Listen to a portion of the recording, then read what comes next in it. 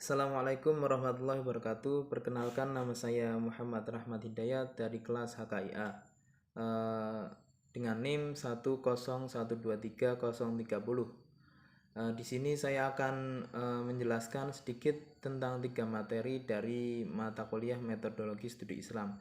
Yang pertama ada prinsip dasar epistemologi Islam, yang kedua ada Islam sebagai pengetahuan ilmiah dan produk budaya, dan yang ketiga ada model-model penelitian hukum Islam. Masuk ke materi yang pertama, epistemologi Islam sendiri. Epistemologi Islam berasal dari bahasa Yunani yang berasal dari 2 kata, yaitu epistem dan logos. Epistem yang berarti ilmu dan logos yang berarti pengetahuan. Dapat diartikan epistemologi merupakan teori pengetahuan. Dalam ilmu filsafat, epistemologi merupakan sebuah cabang ilmu yang mempelajari tentang asal mula, sumber, struktur, metode, dan keabsahan sebuah ilmu. Bisa didefinisikan, epistemologi merupakan teori tentang ilmu yang membahas ilmu dan cara memperolehnya, lalu mengkajinya secara mendalam. Terdapat 3 persoalan yang muncul dalam epistemologi ini. Yang pertama ada bagaimana cara manusia mengetahui, yang kedua dari mana manusia mengetahui, dan yang ketiga bagaimana kebenaran pengetahuan tersebut. Dalam epistemologi Islam sendiri terdapat 3 sumber epistemologi Islam. Yang pertama ada wahyu, yang kedua ada akal, dan yang ketiga ada indera atau rasa. Wahyu berupa Al-Quran dan As-Sunnah, dan yang kedua akal, yaitu logika yang digunakan untuk memahami sumber dari pengetahuan, dan yang ketiga ada rasa atau akal, yang yaitu pengetahuan yang berbasis empiris. Lalu dalam epistemologi Islam sendiri memiliki 3 cabang epistemologi. Yang pertama ada epistemologi bayani, ada burhani, dan irfani. Epistemologi bayani disandarkan kepada nas atau teks-teks keagamaan yang teks tersebut masih butuh penalaran. Dan yang kedua ada burhani yang disandarkan kepada rasio kekuatan rasio akal manusia. Lalu ada irfani, yaitu pengetahuan yang dihasilkan dari olah rohani atau kasyaf. Lanjut ke materi kedua, yaitu Islam sebagai pengetahuan ilmiah dan produk budaya. Saat agama dimaknai sebagai produk budaya, di situ kita didorong untuk mempelajari sebuah agama dari sisi penganutnya, dari sisi pengamalnya.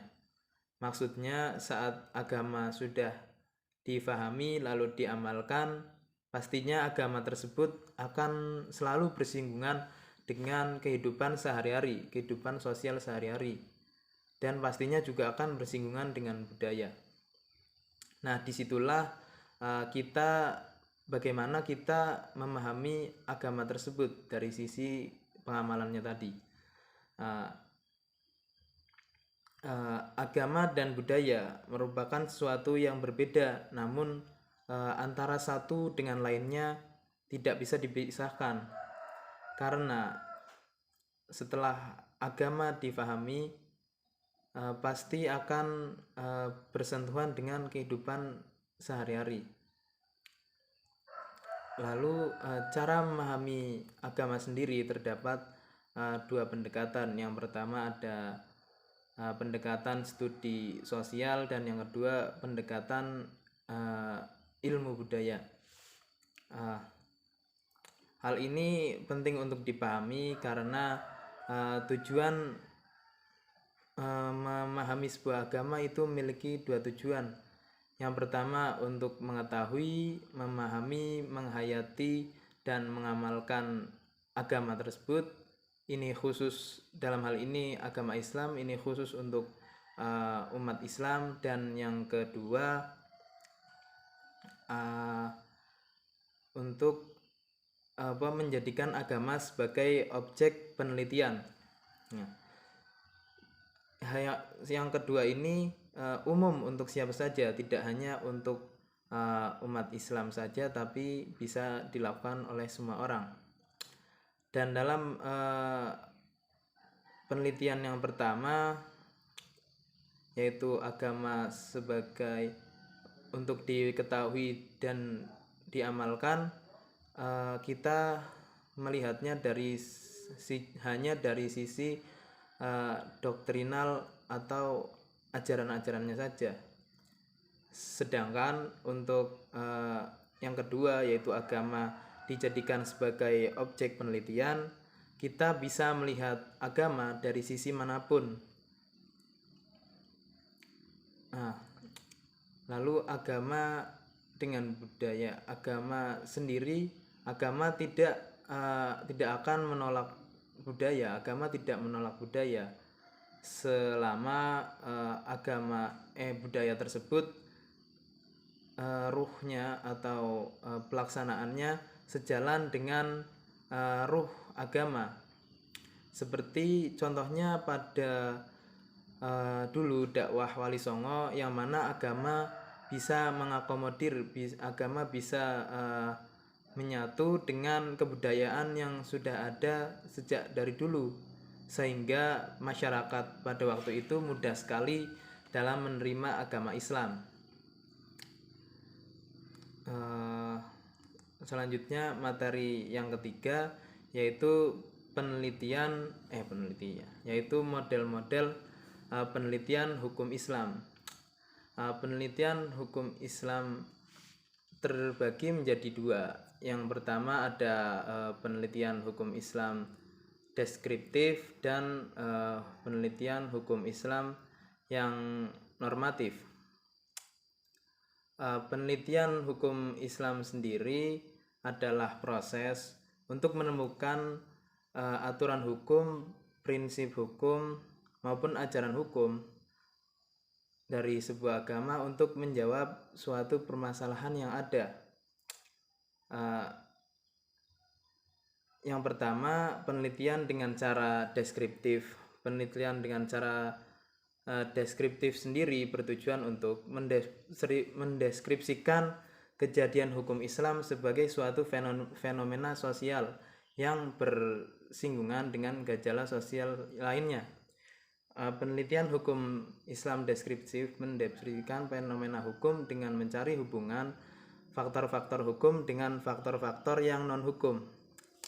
Dalam penelitian model ini biasanya digunakan berbagai macam pendekatan seperti ilmu sosial, ilmu kemanusiaan, antropologi, sosiologi, politik, dan semacamnya.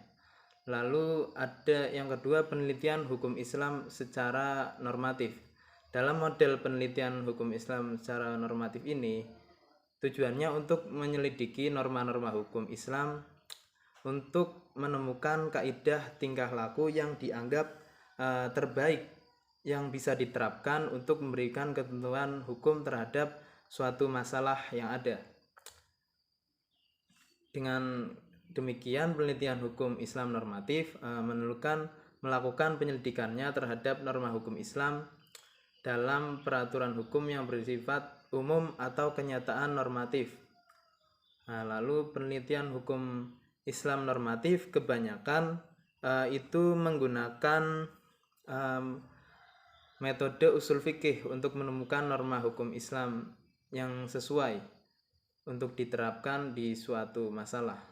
Lalu pentingnya mempelajari penelitian hukum Islam ini, yang pertama untuk mengembangkan pemahaman tentang hukum Islam, yang kedua mengembangkan hukum Islam sendiri, dan yang ketiga membantu masyarakat dalam menerapkan hukum Islam pada kehidupan sehari-harinya. Mungkin itu saja yang bisa saya sampaikan. Kurang lebihnya mohon maaf apabila ada kesalahan kata, karena di sini saya masih kurang paham dengan materi yang saya pelajari. Wabillahi taufik walhidayah. Wassalamualaikum warahmatullahi wabarakatuh.